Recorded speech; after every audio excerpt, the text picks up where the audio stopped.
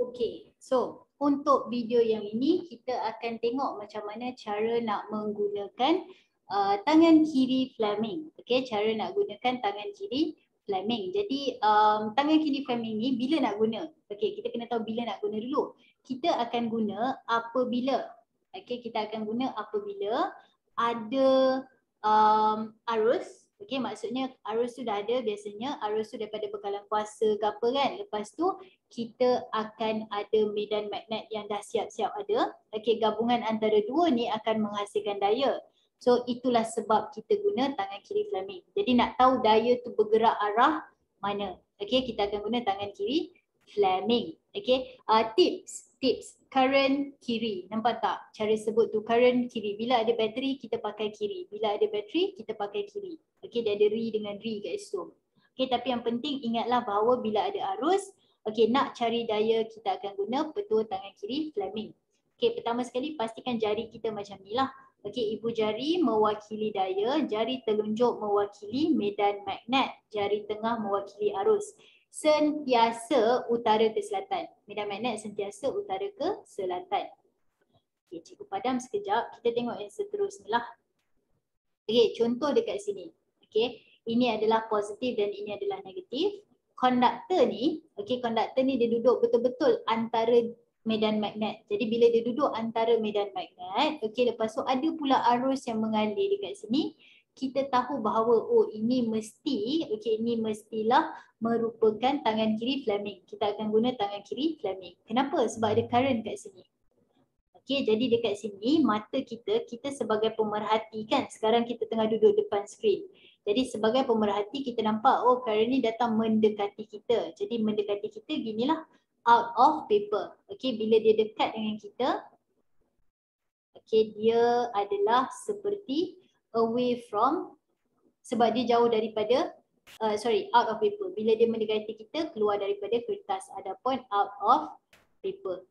Okay, anyway, point dia sekarang ni adalah, cuba tengok, ini adalah utara dan ini adalah selatan. So nampak jari telunjuk sentiasa tunjuk arah selatan.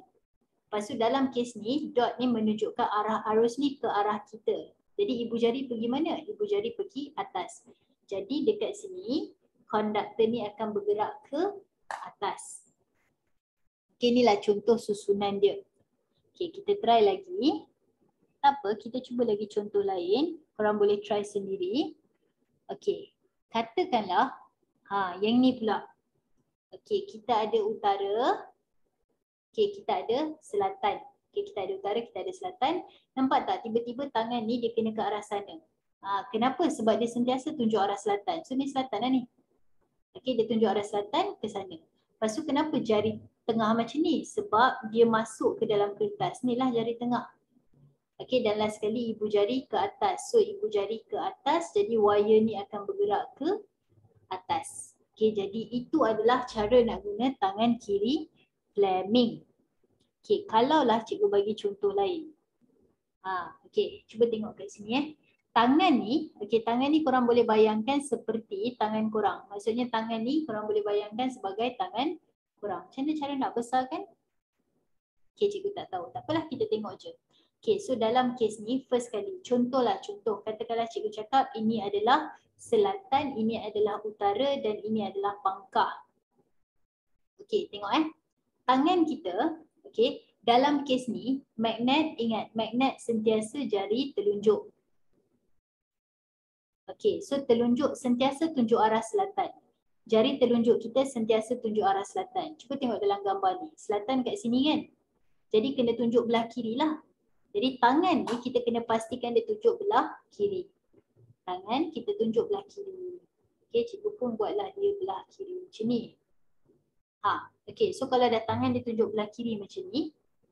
Okey, lepas tu current ataupun arus ni nampak tak masuk ke dalam kertas. Ni simbol masuk. Okey, kalau macam tak sure pasal masuk atau keluar tu nanti boleh cari video yang pasal asas elektromagnet tu Okay, anyway dia masuk ke dalam kertas. Jadi cuba tengok kat sini jari tengah. Okay, arus adalah kita tengok jari tengah. Okay, yang mana jari tengah masuk ke dalam kertas. Tengok gambar ni, nampak ni. Dia keluar. Maksudnya sebab tu dia tunjuk kita. Jadi jari dia adalah yang ni lah. Ni masuk. Jadi dalam kes ni, cuba tengok kita bawa utara ke selatan. Ni masuk ke dalam kertas. Jadi ibu jari kita ke mana? Ibu jari kita ke atas. Jadi daya yang bertindak kat sini adalah ke atas. Jadi lepas ni cikgu akan cuba buat beberapa lagi. Korang try sendiri. Cuba dulu. Jangan pause dulu video. Pause dulu. Try jawab dulu. Tengok sama ke tak sama dengan jawapan. Sama ke tak sama dengan yang sebenarnya. Sekarang ni kita cuba yang ni pula. Katakanlah ini utara, ini selatan. Lepas tu cikgu buat dot kat sini. Utara selatan. Lepas tu cikgu buat dot. Bagi tahu cikgu arah dia mana. Jap nak bagi tips. By the way, contohlah, katakanlah magnet dia kiri kanan macam ni, wire hanya boleh gerak atas bawah. At least kalau dalam exam, katakanlah tak ingat pun, tekalah salah satu antara dua ni. Kalau yang ni, dia akan ke kiri, dia akan ke kanan. Kalau tak ingat pun, salah satulah.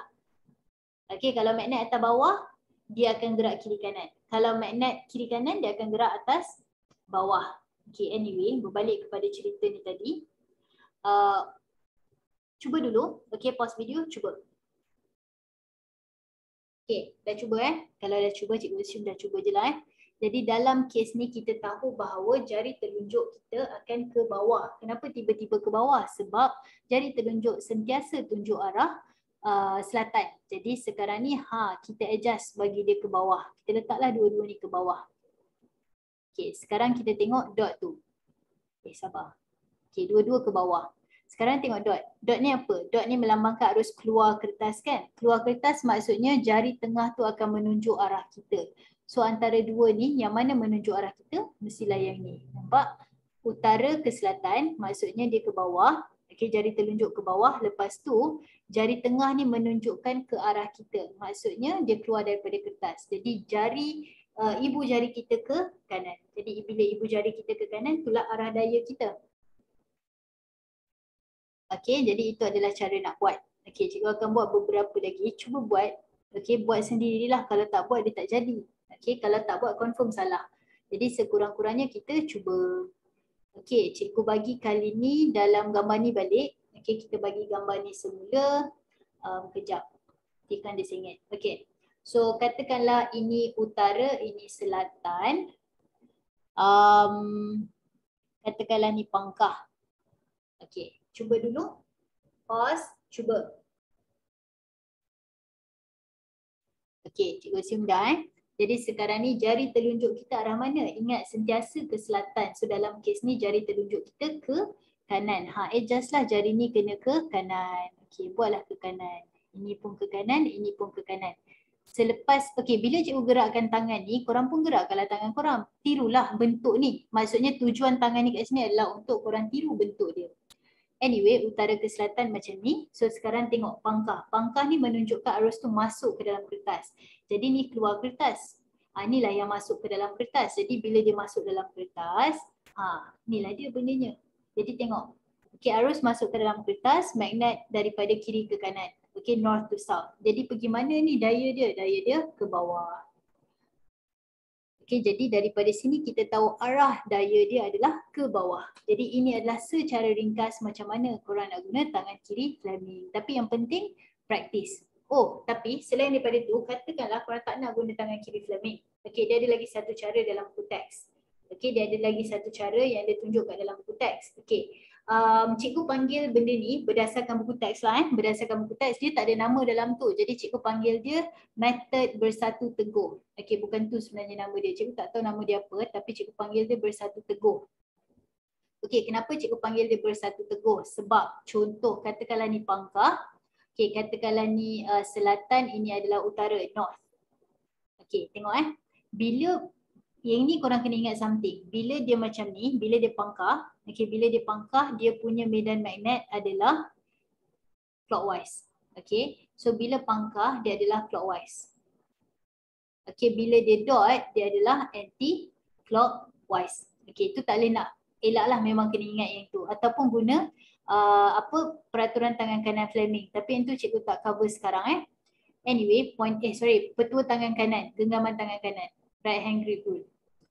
Anyway, bila pangkah ni maksudnya dia masuk ke dalam kertas dan dia adalah clockwise. Okey. Lepas tu utara sentiasa arah selatan. Kejap ni adalah clockwise. Lepas tu utara sentiasa ke arah selatan. Okay, jadi bila cikgu kata bersatu teguh tu, cuba tengok. Kita bersatu bila kita bergerak ke arah yang sama. Gitu. Okay, kita bersatu bila kita bergerak arah yang sama lah. Jadi kita teguh pada waktu tu. So cuba tengok kat sini, yang bawah ni, dia gerak arah yang sama. So bila dia gerak arah yang sama, dia bersatu teguh. Jadi bila dia bersatu teguh, dia kuat. Okay, yang atas pula dia lemah. Nampak? Dia lemah. Kenapa? Seorang nak pergi sana, seorang nak sini, gaduh. Bila gaduh, dia lemah. Bersatu teguh, bercerai roboh. So dia dekat atas ni dia bergaduh lah. Jadi bila dia bergaduh, dia lemah. Bila lemah, yang bawah kuat ni dia akan tolak ke atas. Jadi berjaya wire ni akan gerak ke atas. Okay, kalau tak percaya, kita boleh guna tangan kiri Fleming. Okay, utara sentiasa ke selatan. Okay, utara ke selatan. Lepas tu magnet, arus masuk ke dalam kertas. Jadi nampak daya dia ke atas.